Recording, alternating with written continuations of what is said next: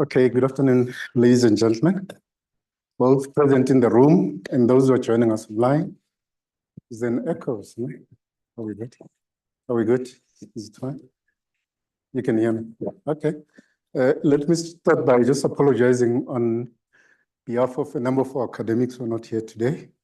That's because one of our academics lost a wife over the weekend, and the funeral is taking place this afternoon. So that could be something we keep in mind. Welcome those who are joining us online.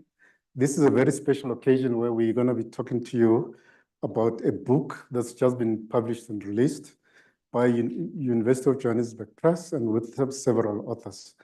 But my task is to welcome you to this session and to our school, the Wits School of Governance, which prides itself as the leading school in the continent on governance matters. We are responsible for training and capacitating state officials in the form of policymakers, administrators, with a view to building capacity of the state, enabling those who come to our classes to be able to solve complex problems that they're facing in their workspaces. Typically in our classroom, you will bump into a DG, a minister, an MEC, a mayor, a municipal manager, because our classrooms are very diverse. We also have young people who are aspiring to work in the public service and they want to just enhance their capacities so that they can get jobs. We're also starting to see a lot of people who are working, managers who are working in the private sector who also want to understand governance and policy making in the public service. So we also run short courses that are aimed at giving those who are in administration practical skills to solve administrative challenges that they face in their respective departments. So with these few words, I'd like to welcome you all to the launch of this book. And without any waste of time, I'm going to invite Prof. Mandla Radebe to say a few words about the book. And to introduce the moderator, JJ Tabane. Thank you. Thank you very much, Professor Masego. And good afternoon, everyone. It's good to be here and good to see everyone who's here this afternoon. Thank you very much for taking time to join us this afternoon. So what happened is that around 2022, we had just come out of COVID. All of us were doing hybrid teaching, online teaching, and there was this conversation about the importance of digital communication in the context of the work that we were doing. And there came in the idea that, but apart just from the work that we do as academics, but we interact a lot with the sector, whether it's in the public, but also in the private sector. There's a lot of conversations around communication. And what is it that is happening in that space? And the idea was born that perhaps let's reflect from both the practical and theoretical perspectives on the communication. Perhaps the starting point will be to try and understand how are public communicators dealing with the aftermath of COVID. Because it was very clear to us that there was definitely the focus on driving communication using digital platforms, not just that we were teaching that, but also it was happening. And as a result, the idea of this book was born. But sadly, those of you who will read the book, you will realize that not too many chapters of this book are focusing on the use of digital communication.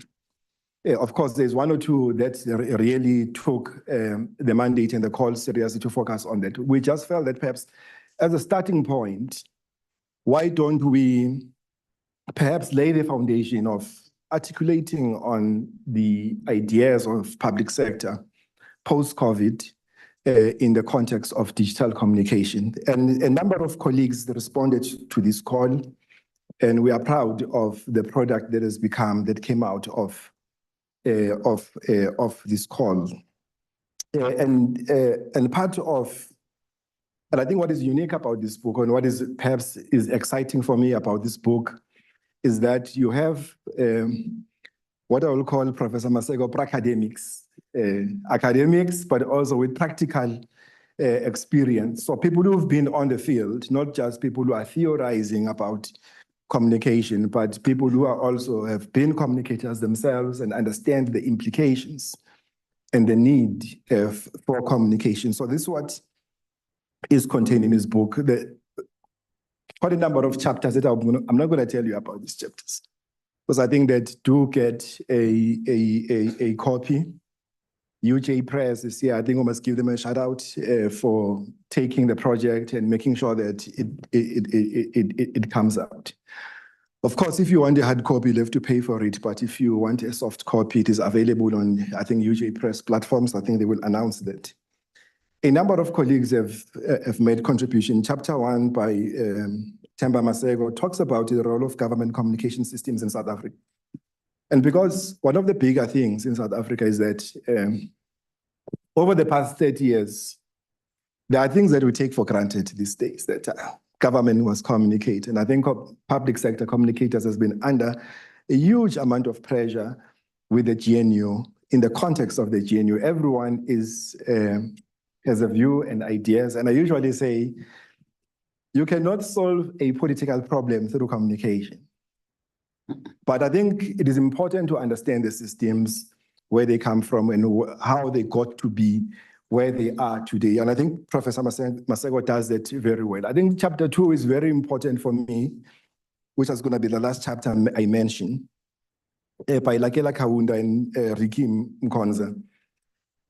Presents a very interesting analysis of how Facebook has become a crucial platform for communicators, particularly those in the local government sector.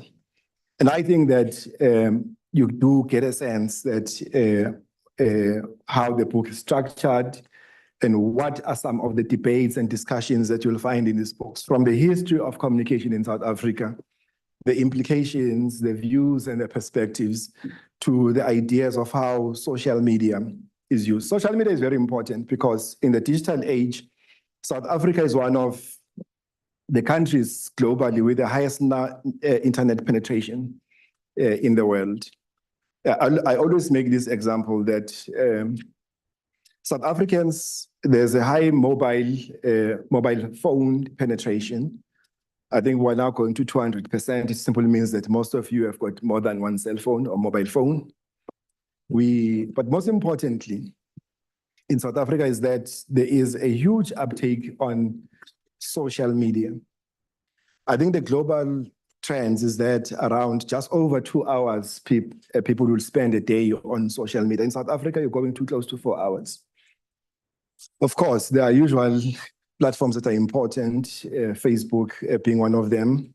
But of course, very soon, TikTok would be the highest because everyone is on TikTok, even senior citizens are on TikToking. So it simply suggests that if you are a communicator, you have to understand these platforms, the algorithms behind these platforms, but also how they shape our ideas and the things that we do. That's the essence of the book.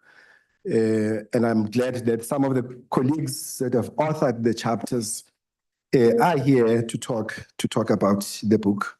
So the last part I want to do is to introduce our moderator for this afternoon. A man who needs absolutely no introduction.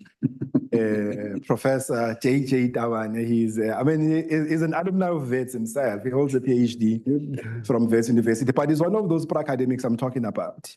That while he's able to demonstrate that theoretically is well-grounded, but he has been, he's done it all, from political communication, from public sector communication to political communication to consulting to ranting on TV, NC8. He has done it all. So I think we are very privileged to have someone like him to facilitate our conversation this afternoon. So without any further ado, please put your hands together for Professor Tabane.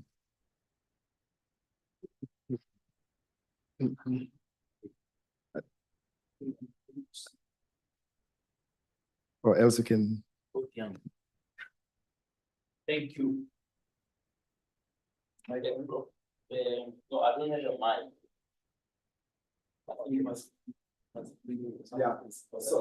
Yeah, so hold on, we'll give you a handheld mic because we've got colleagues online who must also hear what you'll be saying. Thank you very much, Prof. Let me just thank you for inviting me. Prof. Maseko always can ring you for any assignment. So thank you very much for allowing me to do this. I think we must congratulate both the universities for identifying this critical need for maybe literature in the area of government communications. I'm not sure how many people you know who did a PhD in media in government communications. Because when I did one with vets, I had to pull my hair trying to find literature review to see who wrote about this thing, right? And what you could find is maybe scattered articles here and there, maybe in the newspaper, maybe some article, the isolated article by Panyaza Lesufi there when he was angry, or Chachala Zeni. You know, the lady called, we gave a nickname called Chachala Zeni. She was a spokesperson of social development. Other than that, you would battle, right? And I think this is important. I think there was a volume that was produced a few years ago, but other than that, there's no clear follow-up. And that's part of why governments, not just here, you are not unique to it, don't particularly take the communication story too serious. I've just returned now from Zambia last week for a media training of the whole cabinet and the president. First of all, I was surprised that was happening. But secondly, surprised that the president himself arrived for the training and took 2 hours to I don't know what's the correct academic word, but chastise. Yeah, I think that's the word. Chastise his ministers for not communicating. And I've done this work in various countries. And what you find is the president won't pitch up for that. They just send the ministers. And then the ministers don't take it serious because they say, the president is not here. That can't be so serious. Right? Including here at home, where our own cabinet has not been media trained for the last 5 years. And this is not like just a general rant. It's what the minister in the presidency told a full master class last year to say, we've never been trained. We don't know what you're talking about. Because people will say, yeah, has ministers been trained and what? So this kind of literature helps that process. And I think that's why we need to commend it. Can I ask the various authors of the different chapters to please join me on stage so we can explore some of the themes that the prof talked about. So Dr. Shabangu, who is the Associate Professor in Strategic Communications at the University of Johannesburg, please come through. Dr. Mapelo Malchas, who is also with the Sol Plaatje University in Kimberley, South Africa, please join. And then Miss Andiswa Mkhasi. I hope I've pronounced that name correctly. He's an academic and researcher at the Cape Peninsula University. And then, of course, there are 2 professors who have already talked to us. Please come and join Professor Themba Maseko, who's the head of school at the Vet School of Governance, who are particularly proud of the prof, having traversed the whole issue of government communication. In fact, when people make reference now to the collapsed GCIS, they say, why can't we have a follow-up to a Themba? I know that bothering him because he had a terrible time there, with all the Guptas and what trying to single him, but they still ask the question, what happened to him and why can't we have that? But of course, it's been 10 years since we actually had anybody full-time leading that particular area. So I'm going to start with that, Prof. Themba, for you to lead us, right? Briefly, I'm just going to give each panelist literally 3 minutes to give a highlight or what we call an elevator thing. If somebody was to say, why must I read this book? What's the essence of this kind of project, right? And you can link that to the essence of people understanding that communication is a strategic function. It's not an administrative thing where you are just called, hey, come here, can you please issue a media statement? We'll see you next week. But it's about how do you position government communication to be strategic as a function? Professor Masego, let's start with you. Okay, thank you, JJ. The chapter is entitled Ethics in Government Communications, and it does a historical trace of what happened when the country transitioned from an apartheid state to a democratic state. And it raises questions about ethical dilemmas experienced by communicators. If I were to use the example of government communicators who were very ethical, liberal in approach, working under apartheid, their job would have been to go out there and justify the policies of apartheid, defend it, and make sure that it is accepted by citizens, which I consider to have been an unethical behavior on the part of those government communicators. Because if you are implementing or promoting a system that is contrary to your own values and beliefs as an individual, that should have or could have presented ethical dilemmas for those who are operating within that framework. But then the transition happens in 1994, we have a democratic state, a constitution that advocates transparency and open communication with the citizens. But a different dilemma does arise when a government that is democratically elected is perceived to be not delivering services.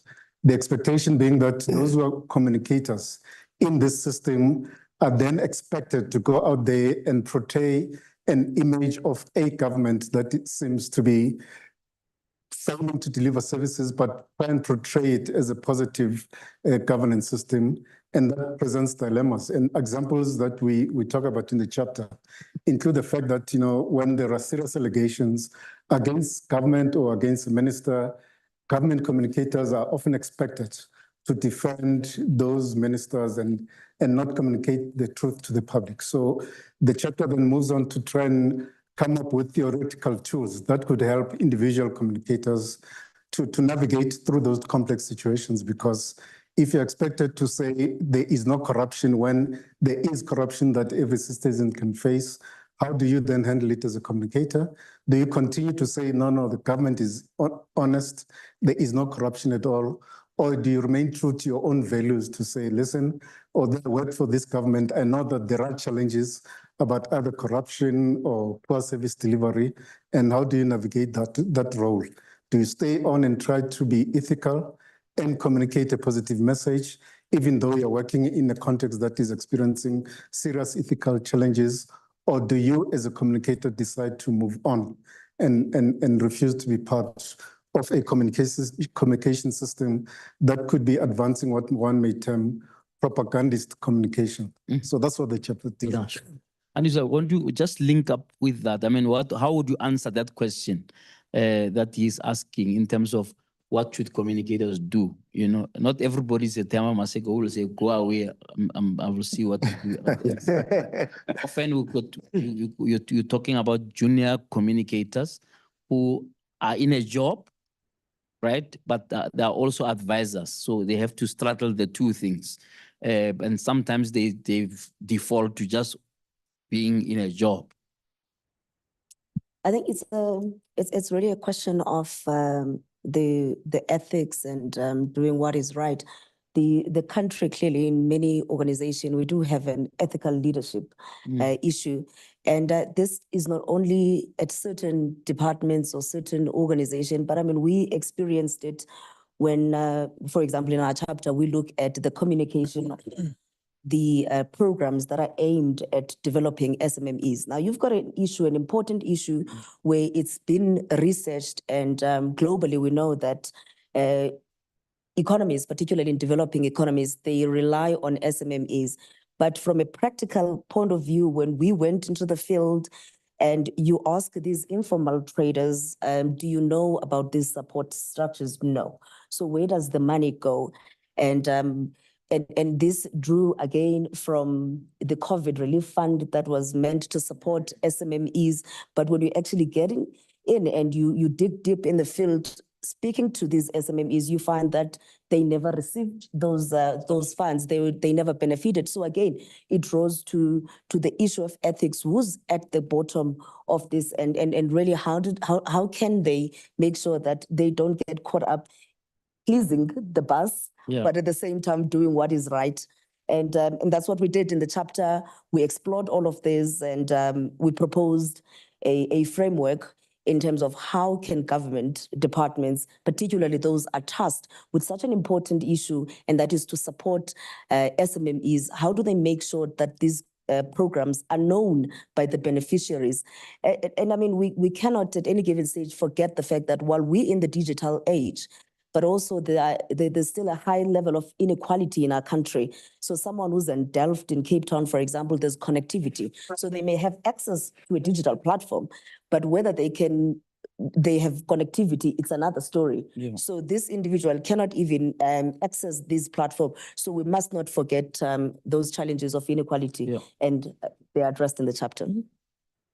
It's interesting you raised the issue of COVID, because you'd remember when there was this COVID fund, right? And the government had to communicate this. They then said, we're going to issue a very simplified form. Okay, so the question is, why was it not simple all along? You know, so do you find that this access issue is key, including languages? You know, that many government documents like this Z80, I don't know if this Z83 is in Zulu. In simple in simple term, it is not friendly. Yeah. It is anti-supportive. We worked in a program where we needed to assist these 52 informal traders just to complete massive documentation, and you find that this documentation repeats pretty much the same thing over and over again. So that's one part. But here's the part that really stood out for me is when you say there's a program to support informal traders, but then in the requirements, you ask for a CK document. You've already excluded the very same informal trader that you're trying to assist. And informal traders play a big role in our economy. Yeah, we really need to deal with this thing of simplification. Prof, in terms of strategic communication, which chapters in your view would direct particularly principals? Because really part of the problem is not the communicators. Communicators have gone to school, they probably understand what's supposed to happen. But the principals just see there's just another portfolio. You know, what would you say, how will this book help the principals to try and navigate their heads around a new culture of communications? Well, thanks, JJ. It's a very difficult one because An author. You know.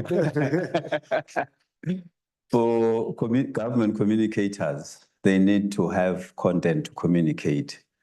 It goes back also to decision making. If there are no decisions taken, right now we're talking about these food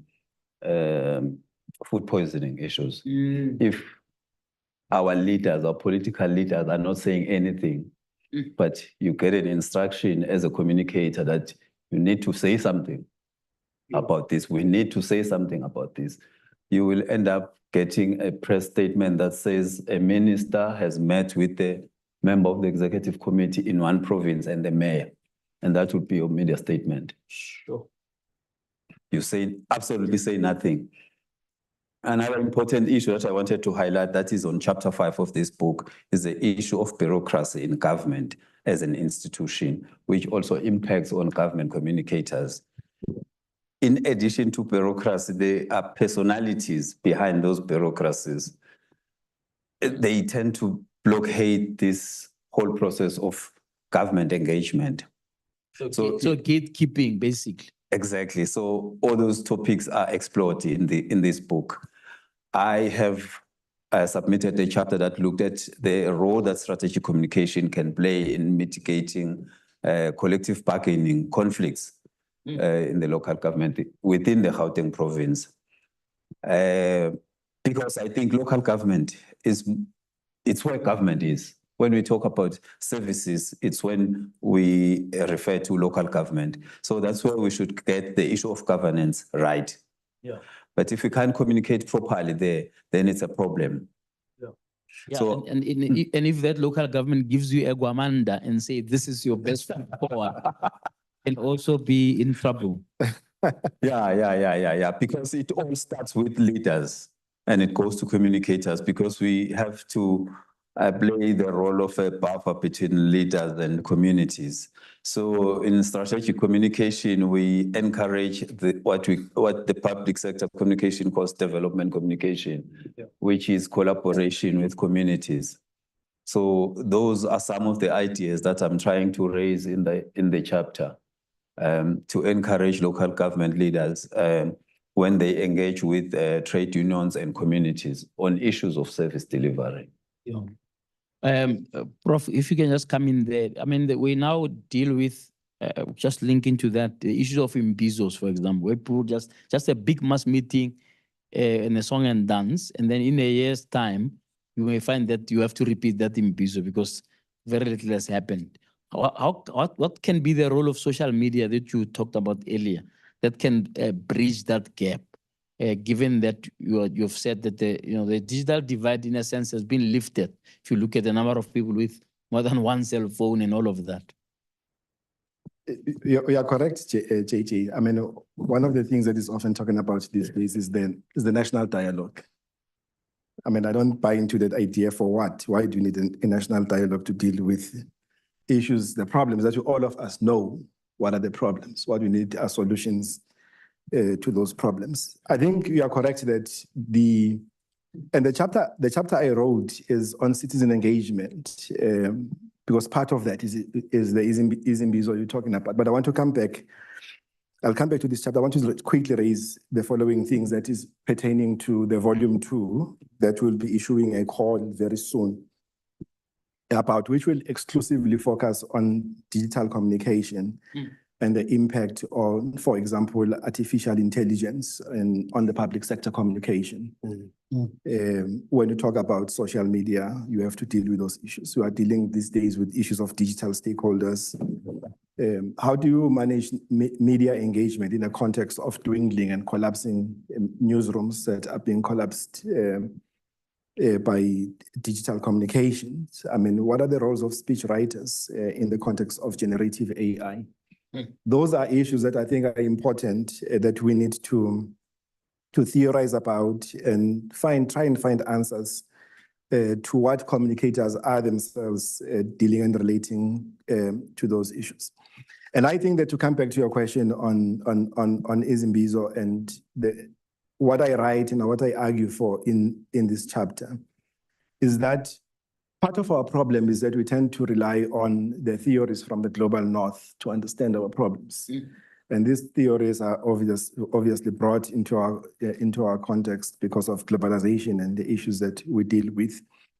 And I argue that perhaps we need to go back to the basics of how Africans have always communicated and interacted. But of course, Africans can't ignore the fact that we are living in the digitalizing world, and therefore they need to accept that reality, but still without losing their essence of who they are. And citizen engagement, in essence, should be about how the marginalized and the subalternized, they communicate to power. Because if you don't create those avenues, the so-called public sphere, the marginalized are going to communicate to power by burning tires on the street, and you don't want them to communicate in a particular way. So what are the opportunities that we have? And I argue that digital communications are giving us that leeway and that avenue to be able to have a two-way communication instead of just this dumping of information and hope that, because you've called Imbizo, on Wednesday when the working class is on work, you go to a stadium, you bring all the president and the ministers, they come there to speak to the unemployed people. Yeah. You tell them what you want to do. You block the streets with your motorcades. People can't walk. you speak, you disappear. You're done. That sort of is not public sector communication that we should be advocating for. We need to rethink these things. And unfortunately, I think that digital communication is giving us those opportunities to be able to interact and hold the powerful accountable for their decisions. Yeah, there seems to be a disconnect between the actual work that must happen and the communication aspect. And sometimes the principals confuse the two, in that even when there was no work that has happened, they expect you to still go and communicate.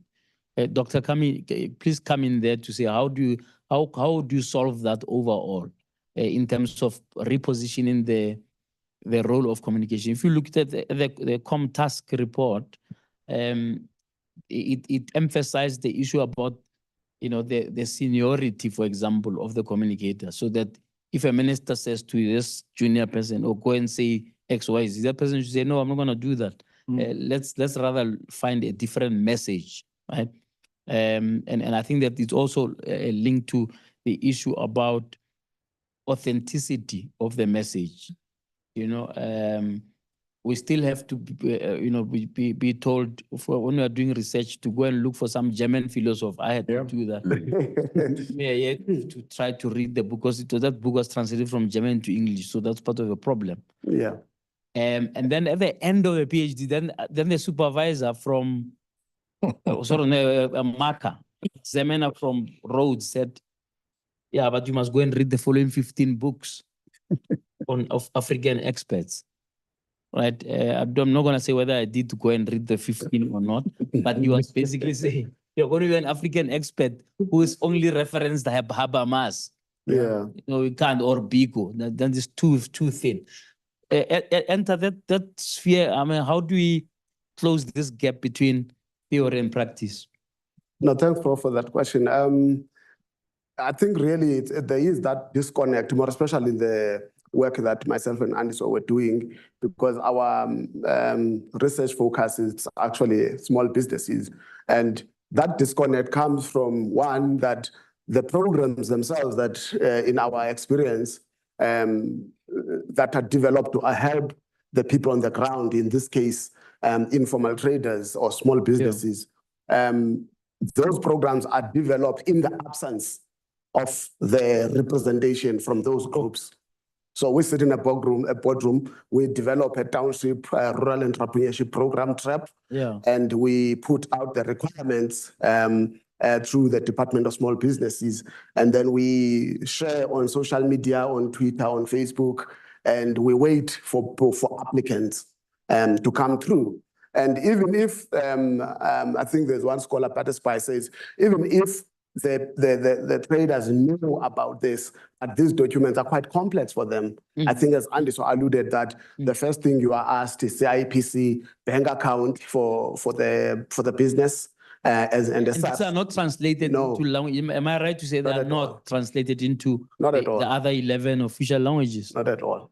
So, which is how I think even how we got to be involved in the book was when we were now doing the work with the Small Enterprise Development Agency to say they were already implementing actually, so they were looking for people to implement, and we were based at Cape Peninsula University, trying to help them with the traders.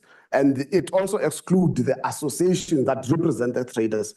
And we then realized that there is a gap here that you first need to fill, which is you now sort of have to create a registration process for these traders so that they qualify for what you have already decided to do. So there is really that disconnect, which in our chapter, we advance an argument that says there should be an engagement, if not with the people on the ground themselves, but at least with the SME associations. They must be involved, and then there must be at least an engagement and a back and forth discussion between government. Because if you come in to help me, at least you need to know what type of help that I need. Yeah.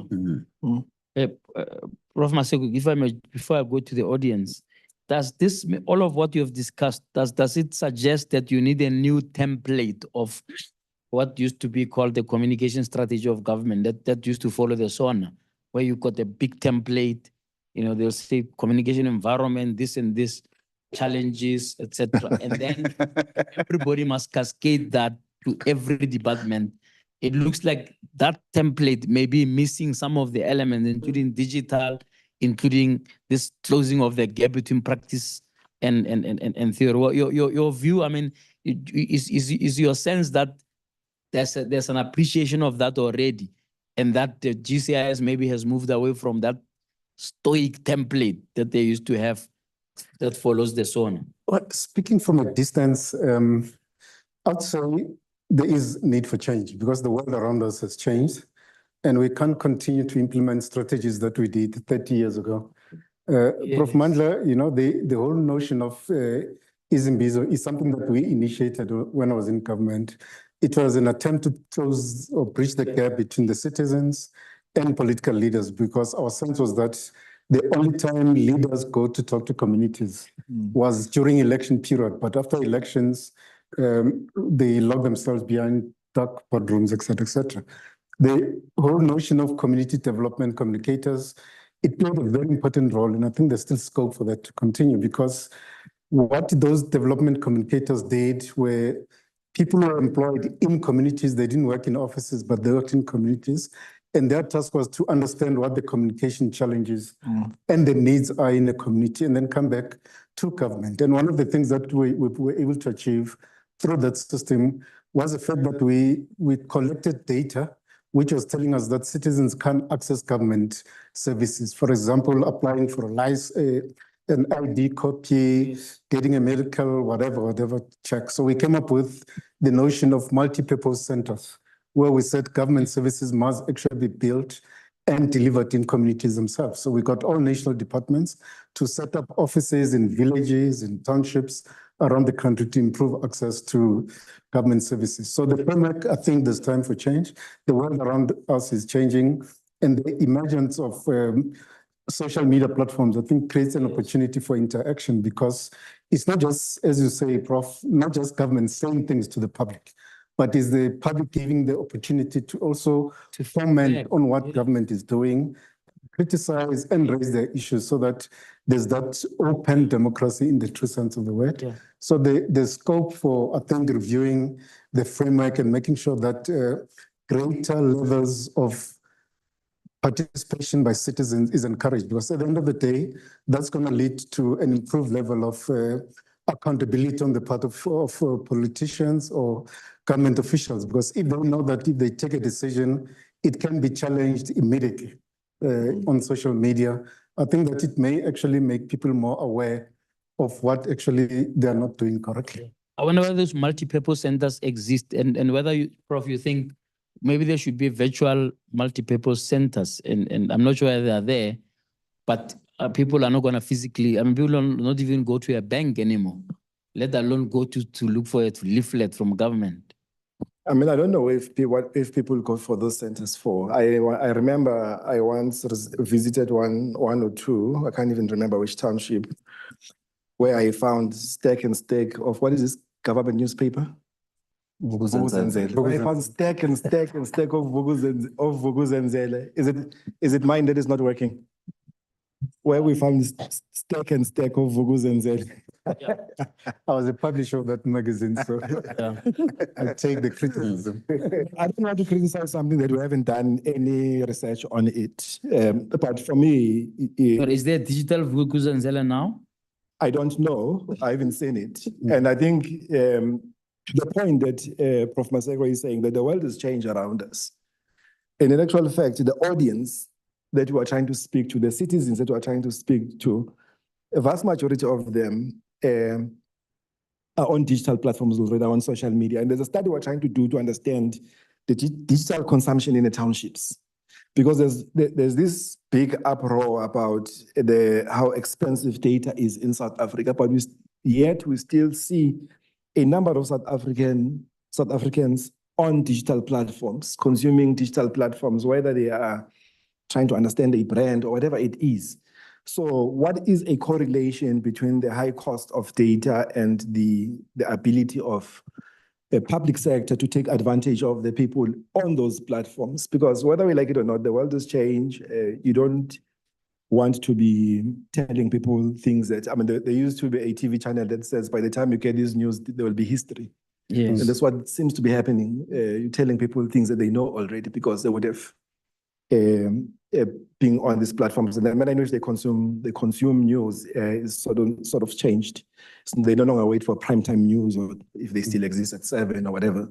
They consume news in a different way. So that has to change, absolutely. Yeah. And I just, before I go to the audience, one of the things that make a communication strategy not being implemented is that I'm not aware, other than for the head of communications, I'm not aware that communications is even a KPI of anybody else, right? So it means that it's something that has been seen too much as optional. Because you would have thought, for example, and I want you to come in on that, if a minister of small business, right, cannot simplify their message, right, of the services they themselves are giving, then it means they're not delivering, because it means that half the time they'll be talking to people who are speaking English. Yeah. And then you know, basically bugger the rest. Do you think something like that could be useful as part of a carrot and a stick situation, where you say, if you are a politician or an executive authority and so on, part of your performance agreement must be, how are you talking to the people you are meant to serve? And most of them have spokespersons, in my understanding. Then you get one, ask yourself, what are they doing? So it's an important point that you're raising, that it should be a KPA.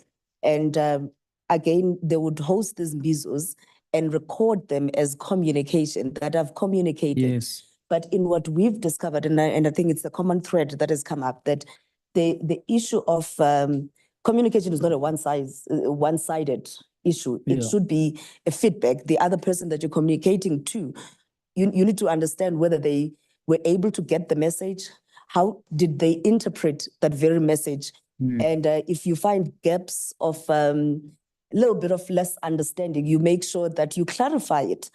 And again, this is what has been clear, that government does not communicate. And back in 2020, so I did a study, but it was for industry, for the South African breweries.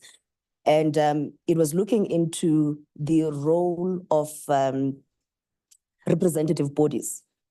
And some of the engagements we looked at, some of the structures that looked at was Santaco, which obviously deals with informal businesses, your Consumer Goods Council, and so on and so forth. But the common thread that came out from them is that they're also struggling to get hold of government. Sure. One even said that they will sit with government in the same boardroom, they would agree, and then next week, the very things they agreed on is changed. New regulations are brought up. So even at instances where there is representation in those boardrooms to make sure that whatever program is there, whatever policy will be developed, at least it's inclusive of those who are living those experiences. But then there's no consistency. Again, it talks to ethics. How do you agree with someone who's a key stakeholder in this field or in that area of your portfolio? You agree with them, but the next week you decide to just change because you want to change.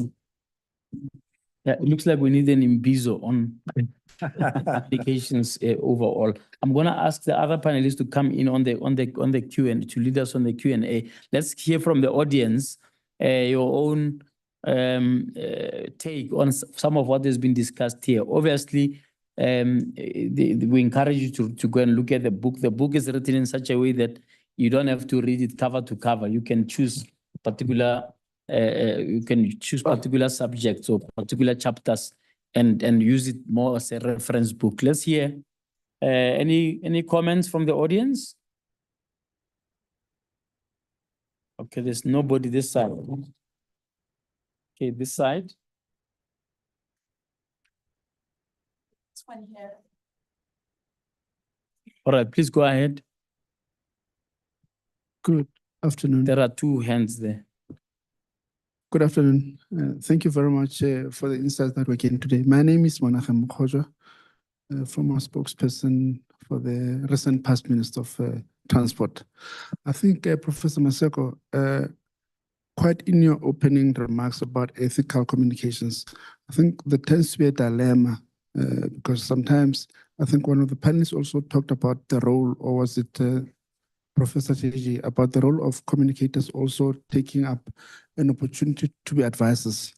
That advice tends to also disappear in the midst of many competing interests, one of which is to communicate what is happening. So where as a communicator would the panel suggest that you as an individual are first an individual who's ethical, but also have a mandate to communicate what you've been told to communicate. Because if you go through the GCIS manual, particularly on that aspect, it's quite pedantic on what must be done and how must it be done. So I think the challenge that we face as communicators mostly would be around when do you navigate that line? I understand the fact that, you know, you're a human being first with ethics and values that are inherent in you, but also there is this task that you must execute. So I think we need to have a bit of a discussion around that. The second comment and question would be around developmental communication, which is quite key. And it would suggest that there is a lack of that feedback mechanism because we seem to be talking to people but not receiving that feedback. And I think digital communication also then worsens the situation because then we haven't built in a mechanism to receive that feedback when we're supposed to. Thirdly, I think is the question of devices are there. Many people have got many devices, but what are they spending time on? And how does government define the space for them to find themselves there, speaking and communicating, but also in building that feedback mechanism I was speaking about earlier. So we might be having, you know, an overflow of devices, but what are people spending time on? And how does government therefore fight for its space and relevance within that milieu of things that are going on? I mean, my own kids, I really have to drive them to government communication because I'm in the sector. So otherwise, they don't know where to find what. They consume other things. It's well and good that we're talking about data and it's expensive, but in reality, where are we as government communicators or government as it were in that space? Because certainly devices are there, but where do people spend time and how do we get there? So we're talking about VIBE, you know, for your page. Are we in the space in terms of algorithms? How are we driving people to the space? That's it for now. Thank you. Thank you. Can I just ask the panelists to just make notes? After I'll take a round of questions and I'll ask each panelist to respond to what they wish to respond to. Okay, there was a second hand over there. Yes, go ahead.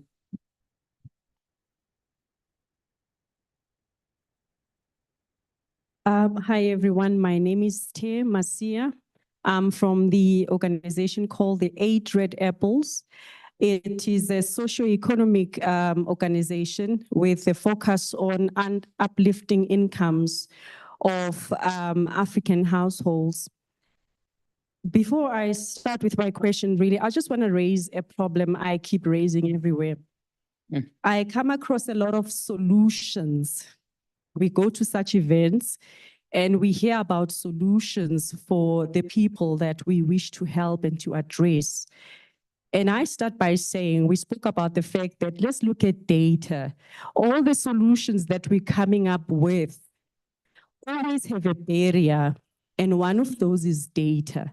So my argument is always, let us first focus on the real problem. We need to uplift the people first. If the people are not uplifted, if the people have not grown, we will keep creating solutions that they are not able to use. I'm talking first about the mental wellness of our societies. I'm talking about the financial wellness, also the physical wellness. I'm talking about the consumption of alcohol and the state in which the families are in. We need to understand that we need to help the person first. Then we can take them into social conversations, and then they'll be able to afford the data that they now need in order to take advantage of all the solutions we are creating. That's what I would like for all of us to get to a point where we are discussing that topic, our wellness programs, and concerned about the society that we are developing the solutions for. I think we're not doing that. We are focused on creating solutions, but not really looking at whether that person is ready to consume those solutions. Going back to communications, we've heard about communications, and just one question came up to my mind to say, okay, fine. Would it not help somewhere when we look at government communications to also say our society is staggered? There are those who afford, those who can understand and those who don't understand as we keep growing. So perhaps one of the solutions, I don't know what you think, is that maybe government will have to look into also creating staggered communication. For example, we have a topic on COVID, for example. I know they try to simplify it, but let's stagger their communication so that the same comms comes in different forms, if I can put it that way, so that it meets the levels of comprehension per segment that we are in, as opposed to throwing one communication and hoping everybody will understand it. So now we look at our audiences and then create comms or you know, like the comms. We understand that we have 4 types of comms for this audience.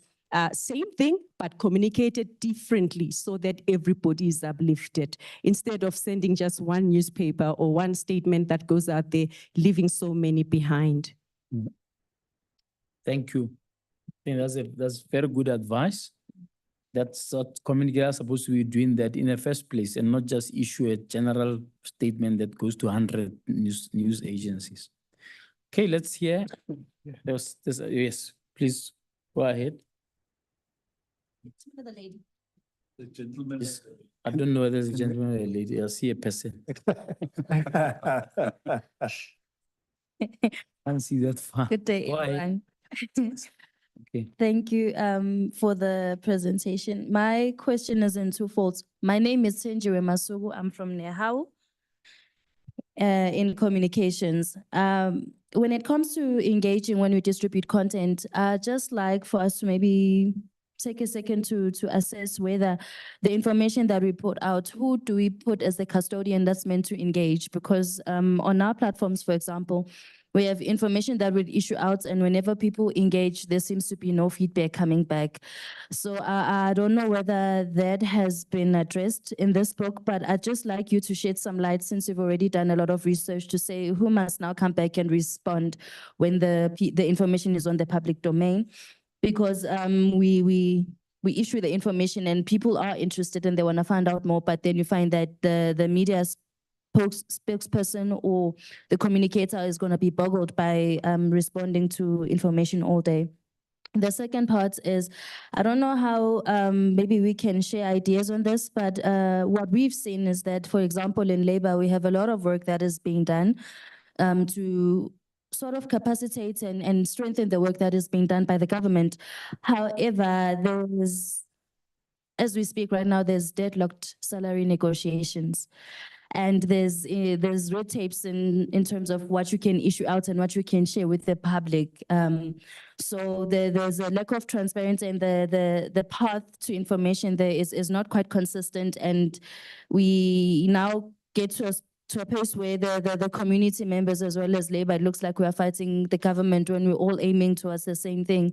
So I don't know how we can strengthen or clarify the structure to say, how do we collaborate and then consolidate all this information and the work that is being done with government. And when it comes to this digitization, I see we're just mainly focusing on the spokespeople that are meant to engage in the public domain, but we're not including some of the other people in this division, like the tech experts of it, and how they can assess and analyze the tool. Because most communicators are very clear and concise in getting the message across, but they would need support.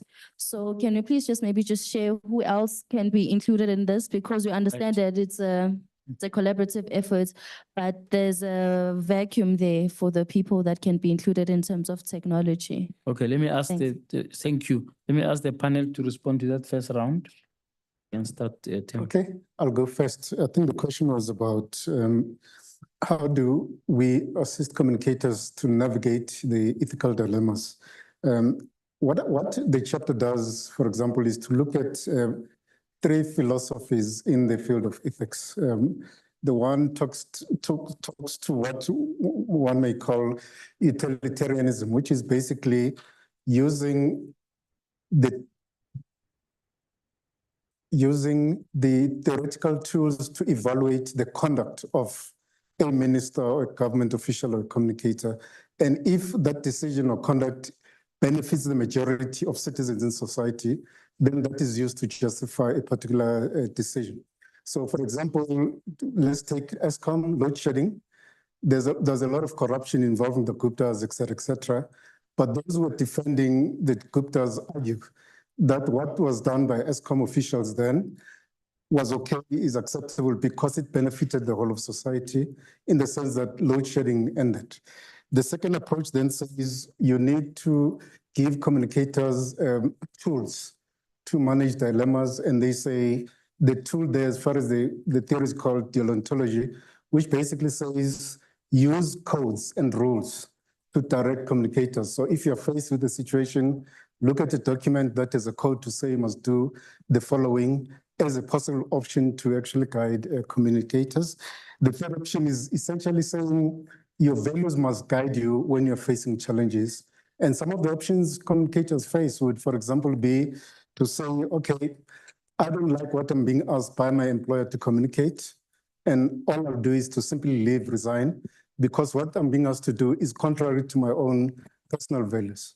And there may not be a code or a code of ethics that guides you what to do, but you may decide, I'm just going to simply resign. The second option is to say, as a communicator committed to my own values and believing in transparency as articulated by the Constitution, I'll simply resist and not comply with that decision. And that obviously will have its own consequences, because it means that you will end up fighting with your bosses, et cetera, from being defiant. But some communicators choose the option of simply running away from the media. If there's a scandal, they simply switch off their phones and say, I'm not going to deal with that. And part of what the chapter is trying to do is to say, here are the tools. This is how we have to evaluate the dilemma that you're facing. And then these are the choices that you need to take. But obviously, part of the dilemmas that communicators face is that the organizational culture does not promote ethical conduct on the part of everybody, from a minister, DG, to even other senior managers. But at the end of the day, you find that as a communicator, we are left in a space where you have to make a choice. And what the chapter says, use your judgment, but know that each and every choice you make will have consequences. So it's just giving you theoretical tools to analyze and cope and manage the ethical dilemma that you're facing. Got anybody else want to chip in onto the response? Sure. I think one important question or comment by the first participant, member of the attendance, he asked about advisory role of communication. Yes. When you look at government communication information systems, there is a guideline there which provides that senior government communicator should be part of the team that is managing a government department, but it's not happening. So that advisory role is missing there. Right now, there's a cut down of government communication structure in the public service. We used to have chief directors who are senior managers in government communication, but the new arrangement now is that we're going to cut down chief directors. Government communication should be led at a director level, which is a little bit lower, and directors do not form part of the executive team of the management in government. So it means that advisory role will be missing, and will be missing forever, seemingly. Yeah, that's quite serious. Yeah. So I think I just want to quickly reflect on the question that Tay is raising. I think the second question she's giving an advice on audiences, I fully agree with. But I think that the first question on the upliftment of the people, I fully agree with it. Precisely why we are focusing on public sector communication. Because all of us agree that government is a lever that could be used to uplift the lives of the people, and therefore this emphasis that it needs to communicate effectively the efforts that it's putting in place to uplift the lives of people. That for me, I think that is very important. Just to quickly reflect on the first point that Prof. Maseka was talking about, and I think the critical element that Bongani is raising is the feedback mechanisms, which are important for me. I mean, Decode Communication, I know you're familiar with them. Yes. I'm not saying anything. They do a very important report on government leaders on Twitter X. Yes. And one of the things there, the analysis they do there is that how the levels of engagement on those platforms is very important. But it does not mean that when you've issued a communication and you've done, because it's about the manner in which you engage with the audience. But of course, if you've got 50 or 150 million followers like Donald Trump has, I don't know how you are going to engage.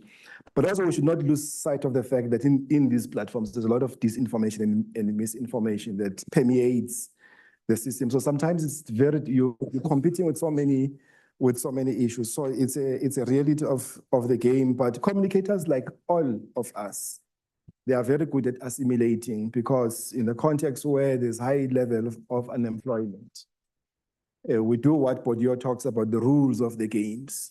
If you do not toe the line of the political principle, other spokesperson would be found to replace you. So those are some of the sources. It's quite a complex situation that you have to understand that communication is taking place. You're communicating politics and you're playing politics. Yeah, wonderful. I don't know whether we should take a second round. And I can get, yes, go ahead.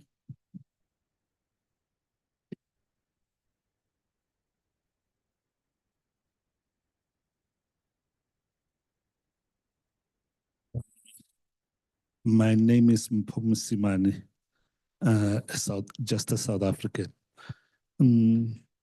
I just wanted to comment on a number of issues that maybe we should address. In discussing issues, the ethics of communication, maybe also distinguish between the ethics or ethical issues and legal issues. So for instance, for me, it's quite clear, something like corruption is illegal. So there's yes, there may be embedded ethical issues, but it is illegal, first and foremost. But something where you have to spin or be able to shape the narrative in such a way that you diminish the role of something negative and highlight something positive in your story.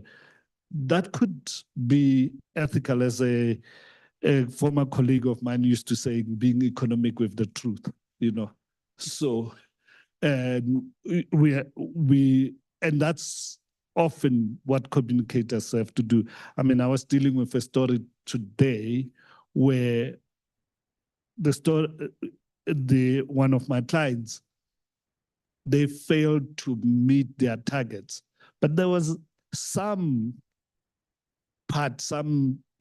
little issue where they succeeded.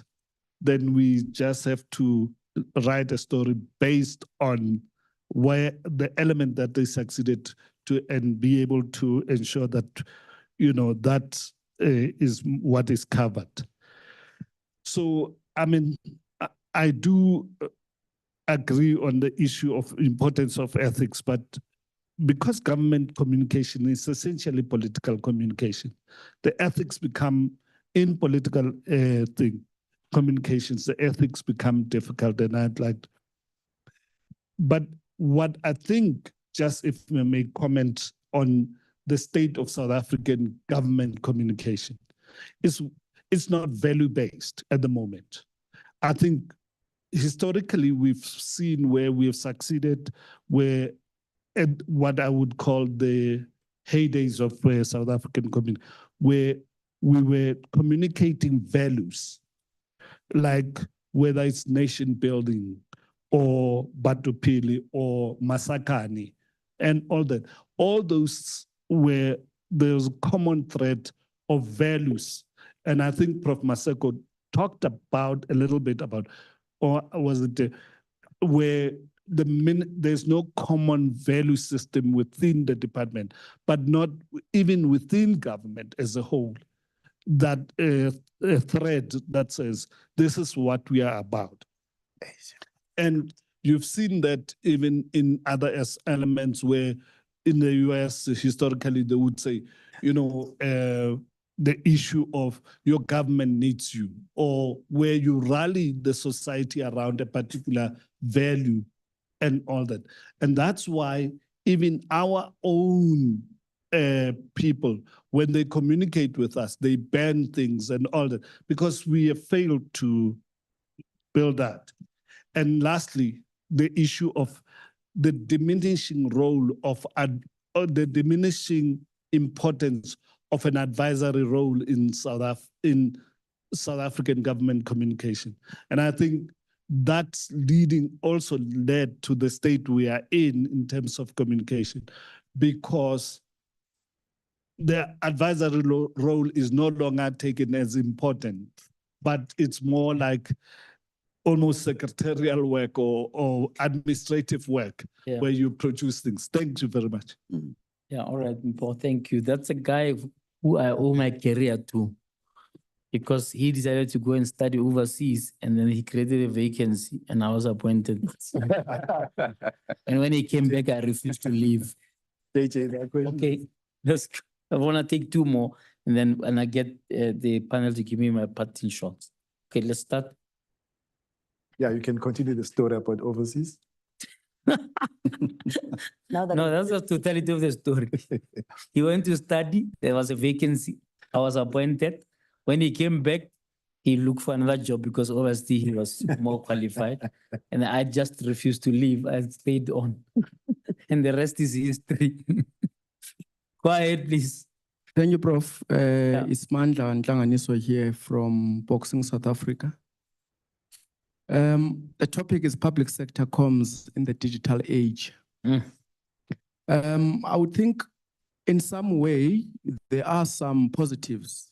It's not all doom and gloom. Currently in the country, we've got over 9 million, something that I'm not proud of, by the way, of 350 grant recipients. It's something that I'm not proud of, but I'm just talking about communication. But without a cellular phone, you cannot access that 350. It means that digitally, we are able to move as a country to communicate our messages and for our services to be received. If you have a particular device, which is a cell phone, however, it's got its own implications. What if you don't have?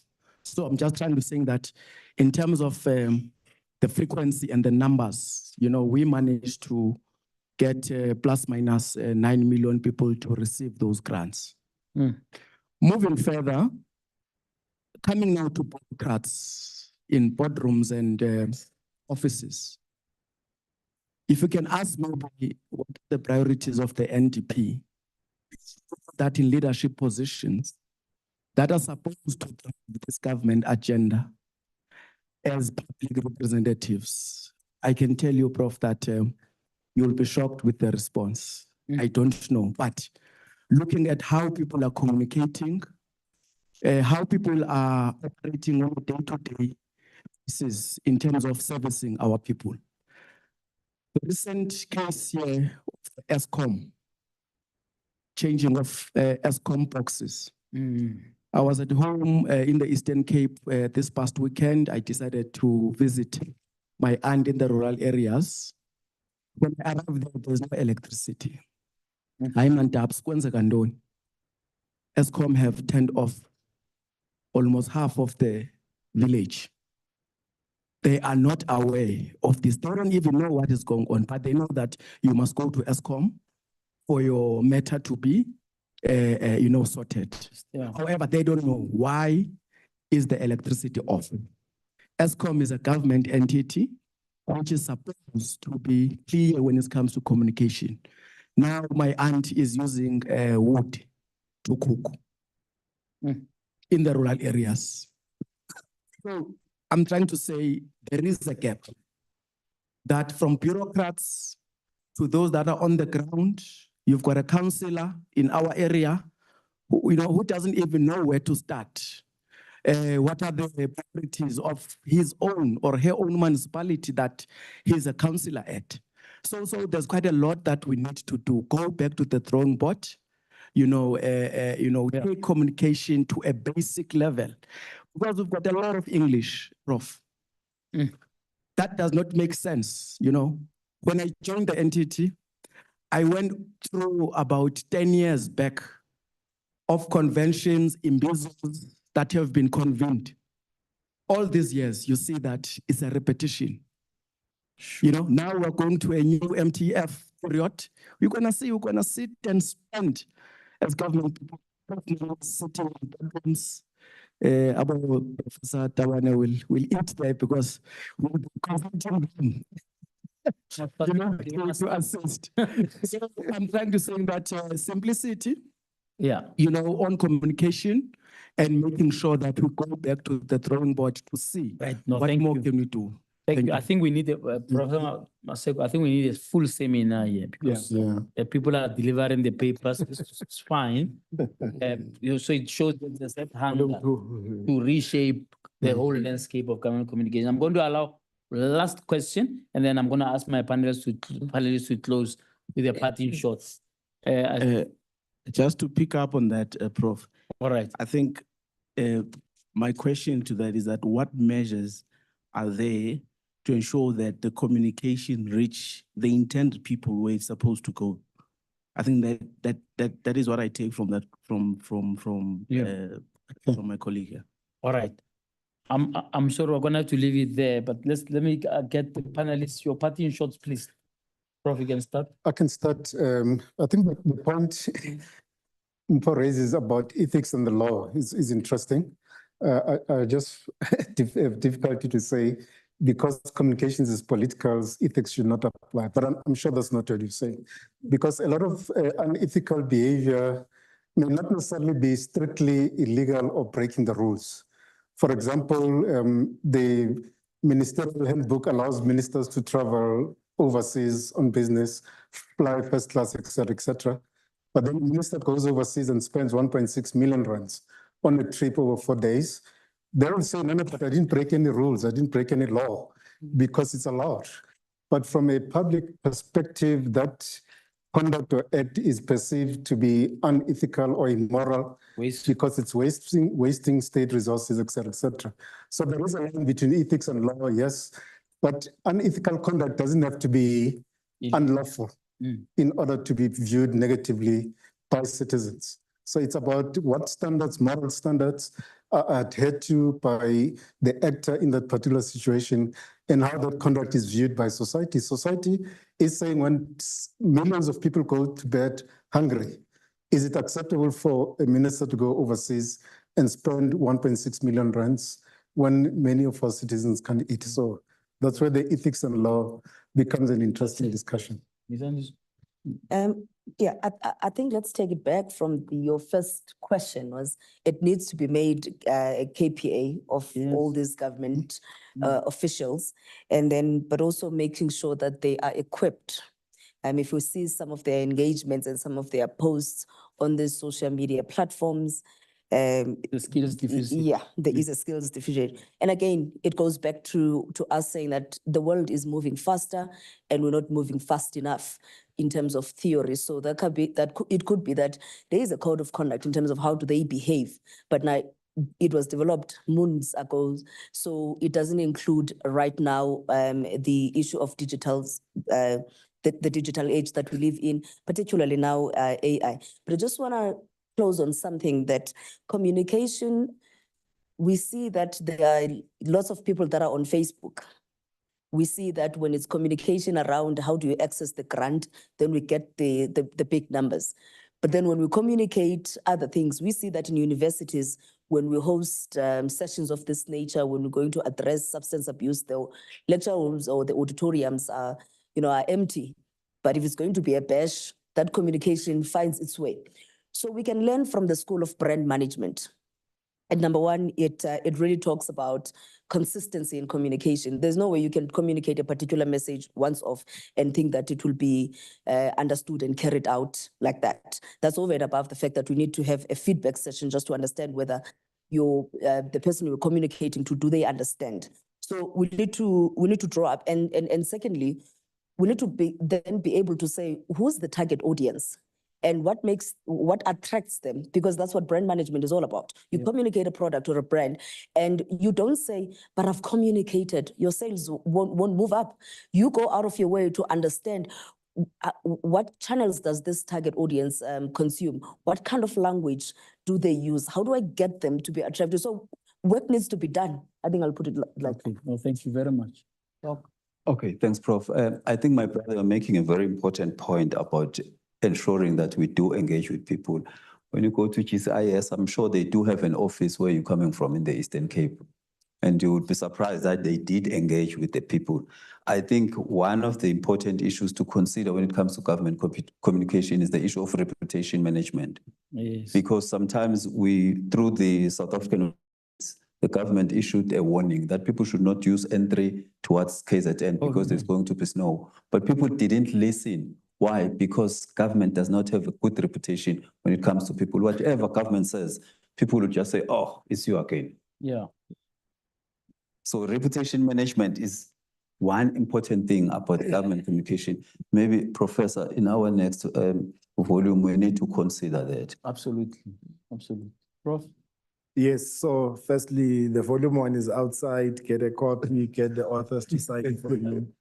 Very important. The call for volume 2 will be coming out soon. Please, those of you who are interested to make a contribution, be on the lookout for it. Yeah, I mean, the points that Mandla is raising are very important in my view, because I think we are migrating towards an era where government services can only be accessible through digital platforms and channels. But how do we ensure that we don't leave many South Africans behind? It remains a very important point that must be researched and be shared with government communicators to help them to be as effective as possible. One area that I think we did not do justice to it in this book, actually, I think we were denied a beautiful chapter by Lumko on radio and digital communication. Because whether we like it or not, most South Africans, especially in the townships and rural areas, they rely on radio. It has high levels of access. So how do we, and how are public sector communicators using it, and which radio? Because sometimes you hear an advert about a province somewhere on SAFM. I wonder, why are they putting this ad on SAFM?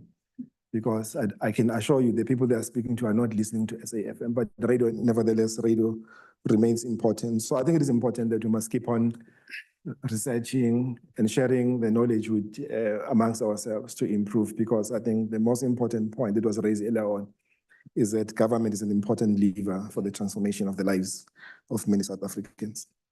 Okay, Doc, you have the last word. No, thanks, Prof. I think for me, more especially for the constituency that I kind of research, which is small business and informal traders, it is important for those who are charged with assisting them with development programs, to understand that there are ripple effects of these programs that they need to communicate to the traders.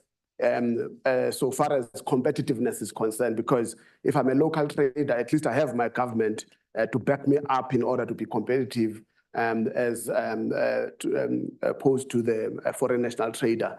And also likelihood is that I retain the profits here, and probably now we would not be speaking about food poison. But I take the issue of language that Prof raised in terms of packaging these messages, because we have 9 provinces, different languages, and we have traders who have not necessarily can't interpret these documents, these calls rather, that are made in an English language. Thanks, Prof.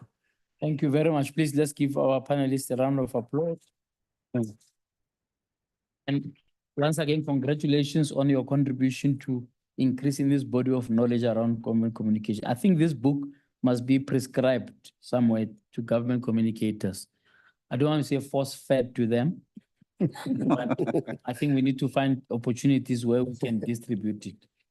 I'll certainly, few master classes that I run around the country.